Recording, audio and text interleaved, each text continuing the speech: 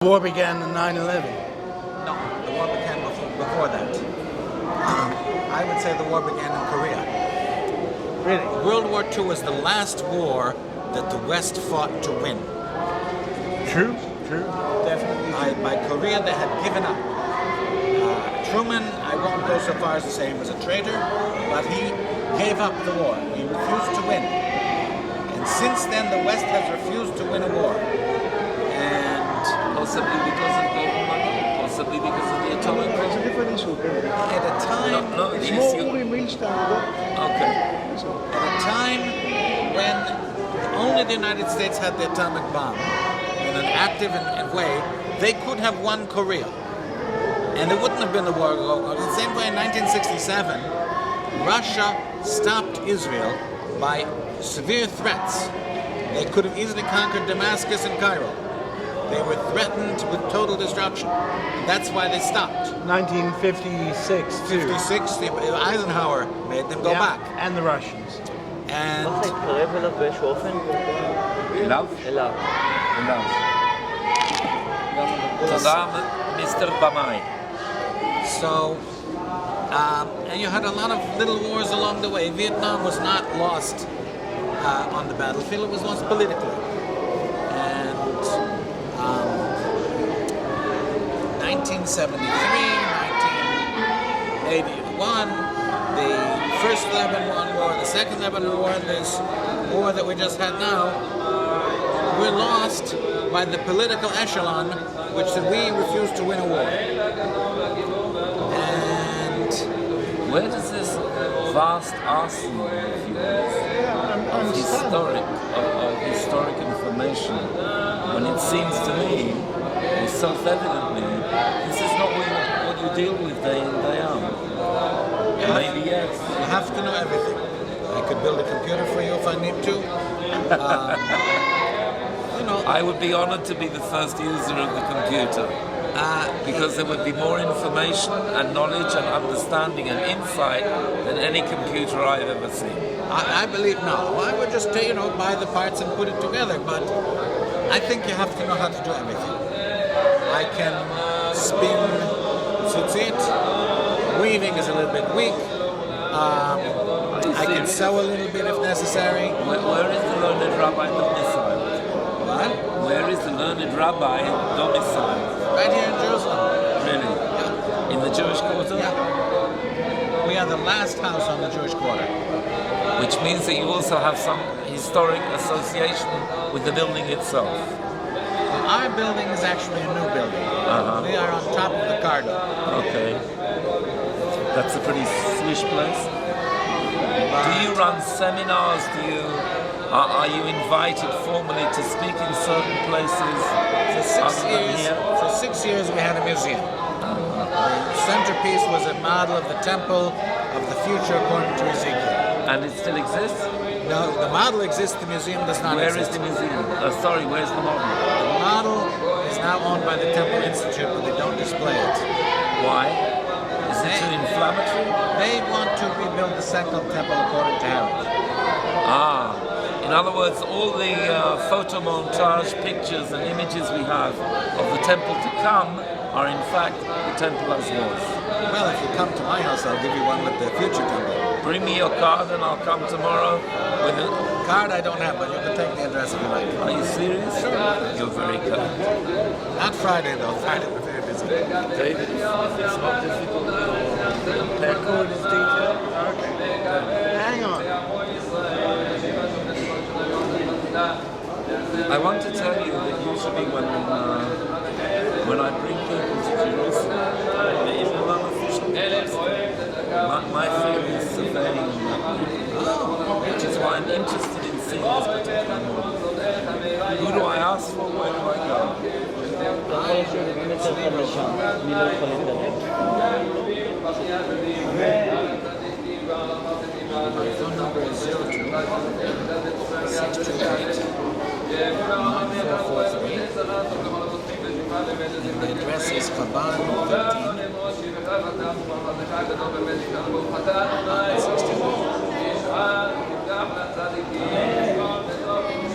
And it's the last apartment on that street as you go towards the shul. Take the email, Benji, because I'm in Australia. Take the email. Yes. Please, dear Rabbi.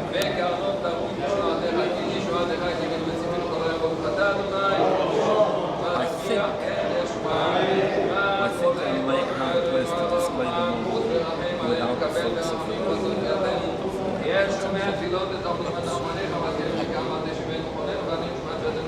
It's Raki check it that you can decipher. Emes Liakov at yahoo.com. That's a lovely name. SLYAAKOV at yahoo.com. What did you study at university?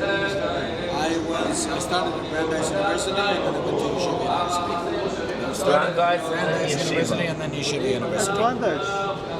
What religious studies or law? I know biology. Biology. Yeah. My father wanted me to be a doctor. And I decided that I didn't want to be a doctor enough to study as much as it was necessary to be a good doctor. But I'm absolutely convinced, knowing you only this once, or having waited this long to meet you, however it is interpreted, that as a healer, as an imparter of wisdom, insight and healing, you're doing a pretty good job. I don't want to ask the question of, and is there someone paying you a salary, but that's another story. I don't make any money from religious works. When we had the museum, it was free admission for 6 years. And it all came out of my pocket. And the way the money gets into the pocket is a separate issue, but it's not from donations, and it's not from stealing, and it's not from bribery. He's a Lamed Vavnik. He is a Lamed Vavnik. I always lose. He doesn't have a badge, but it's written all over his punim. He's a Lamed Vavnik. And you are Lamed what? Lamed I'm the Zayin? son of a Lamed Vavnik, but that's something Lamed else. Anyway, so in 1960, so this country, the state of Israel, I hope you guys are not from the secret police, but they already know my views. I've got You'll a have file to this have a thick little with faith in us, as we have a lot of faith in you. I have a file this thick with them anyway. But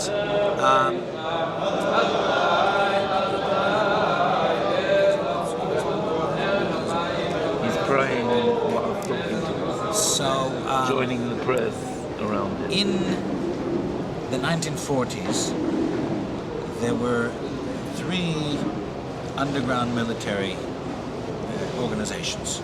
The Haganah with its branch, the Palmach, and the Irgun Tzva'ei Le'umi, and the Lochamei Yisrael, Etzel and Lechi.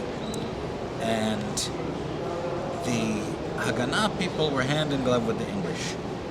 And different people view honor in different ways. And they viewed honor as honor from the British. The same way that Netanyahu and all of the prime ministers, except possibly Begin and Shamir along the way, honor was honor from the United States and the Western powers, as opposed to honor from the way they appear before God or before the Jews. For instance, the Emes Liakov is the name of a website that I have on Jewish polygamy. Really? Yes. Wait a minute, there is such a thing? Well, there certainly is a concept. All right. Since Abraham's time, it's been... No. Solomon, David had 18 wives, King David. Okay. Solomon had 1,000 wives and concubines together. The practice was practiced to some extent, at least until the 900s in the Europeans, and among the Eastern Jews until the present. In Europe, Christianity, first of all, is not really that happy with the institution of marriage at all. They would rather that everyone be celibate. This is not a Jewish concept. The concept of the Virgin Mary as being the greatest tzaddikas because she was the Virgin Mary isn't at all a Jewish concept. It's an anti-Jewish concept. There were places where a rabbi wouldn't be ordained until he got married. Because part of the perfect state for us is to be married. The Christians had just reached the point in Europe when they eliminated polygamy. And then they looked on their Jewish neighbors who were able to have more than one wife, and they didn't like it. And Rabbeinu Gershom was afraid that there would be pogroms, attacks, riots against the Jews, and therefore he banned it. They gave various reasons, but those reasons just don't hold water. The main reason is because of the fear of pogroms. And in places which were not under Christian domination, it continued.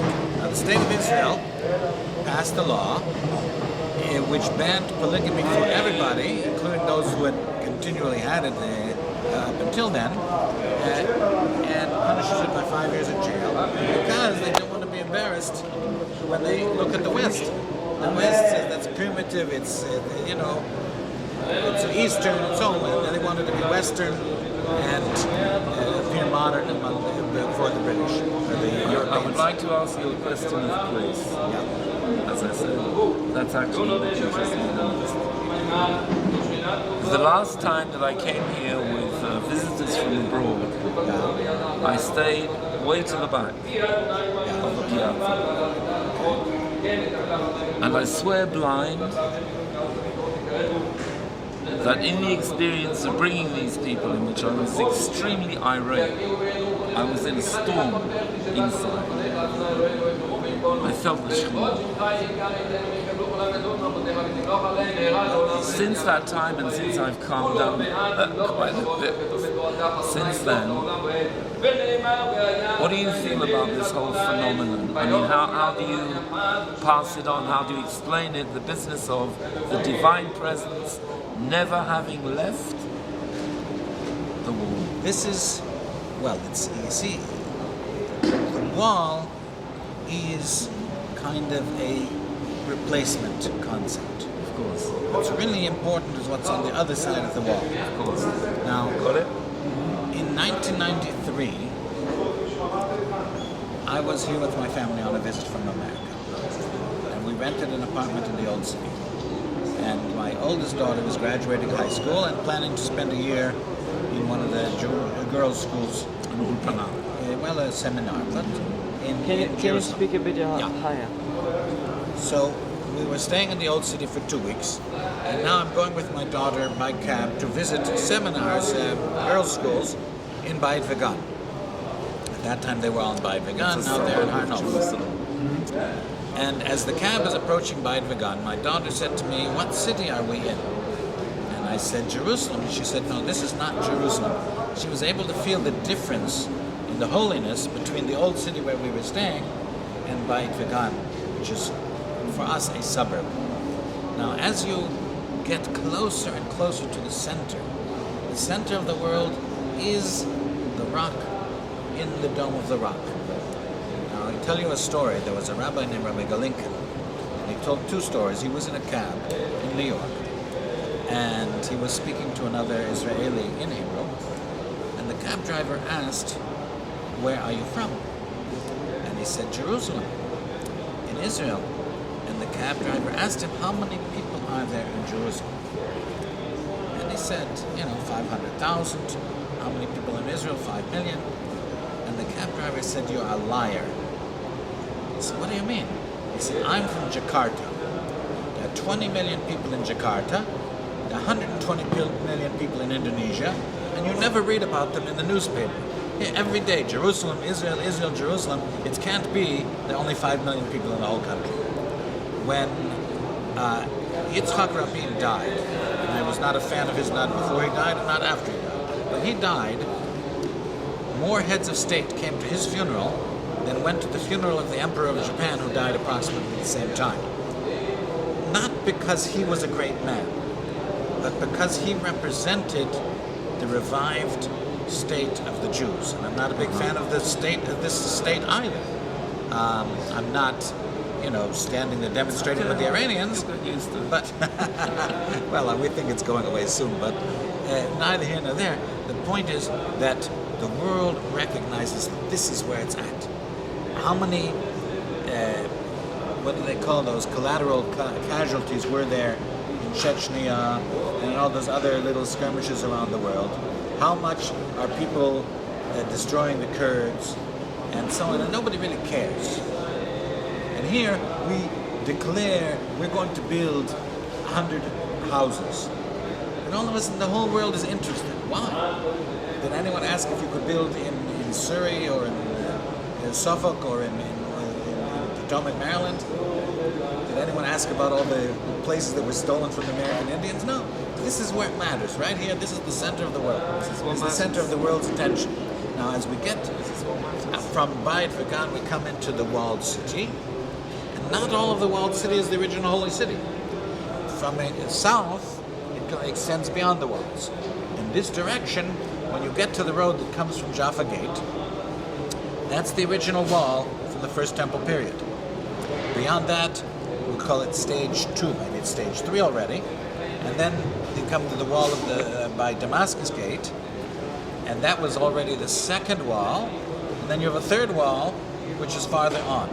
But as you come down from Bayit Vegan, you come into the walled city, and then you get down to here, and then you pass over the wall and you get to there. And when you do, you've made an entirely different change. Now, in the desert, the wanderings of the desert, the center was the tabernacle. Around that was the camp of the Levites. And around that was the camp of the Israelites. And you had certain laws affecting each one. When somebody became a tzorat, which is translated as leprosy, what exactly it was, we don't know, some kind of a skin condition, you had to leave all 3 camps. You couldn't remain within any of the camps. When a person had a bodily emanation which caused impurity, a woman has her period, or a man has an emission, or a couple of other things, they had to go out of 2 of the camps. They couldn't be in the camp of the Levites. And anyone who had any kind of contact with a dead body, or with a dead sheretz, as a road will say, you couldn't be in the inner camp. So those camps are transplanted to here. The inner camp, which is called the camp of the divine presence, is the inner courtyard of the temple, which is all on the upper platform inside here, around the Dome of the Rock. I have to understand what you said earlier. I asked you and you said, I've been there. Yeah, I've been there hundreds of times. In what capacity? Visitor. Right now we are all visitors. Tell me the secret. Okay, acceptable, but tell me the secret. Well, there's no secret. Usually an observant Jew, anyone with Taryag Mitzvot, would not consider going in for fear of actually treading unwantedly, to actually tread on the Holy of Holies. Okay. First of all, this to the best of my knowledge. this is commonly held information that you have. Unfortunately, about many subjects, most people are ignorant. Not just you, but educated Jews are also ignorant on this subject. The law is very clear.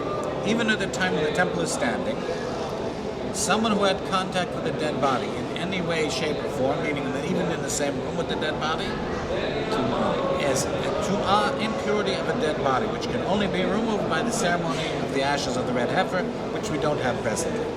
That person is forbidden by the Torah from coming to the inner courtyard of the temple. The Holy of Holies is the place of the rock of the Dome of the Rock. If you measure from there to the east, we'll start a place, let us say 6 meters to the west of it, measure from there 187 cubits, which we'll just say for the sake of argument 95 meters. That is the length of the inner courtyard. And if you measure to each side, 155 divided by 2 is 67.5 cubits, so we'll call it 34 meters to the north and to the south. That is the inner courtyard. Now, everything else, the one who has had contact with a dead body may go if he doesn't have the impurity from a bodily emission. Now, a bodily emission, you go to the mikveh, to the ritual bath, and you remove that impurity, and you may go to the rest of it. Because people are ignorant, they are told that anyone who goes to the entire Temple Mount today is cut off as the most severe punishment. But then it's it's based either on bad information or misinformation. And the concept is, if I know there are places I may go and places I may not go, and I know that I must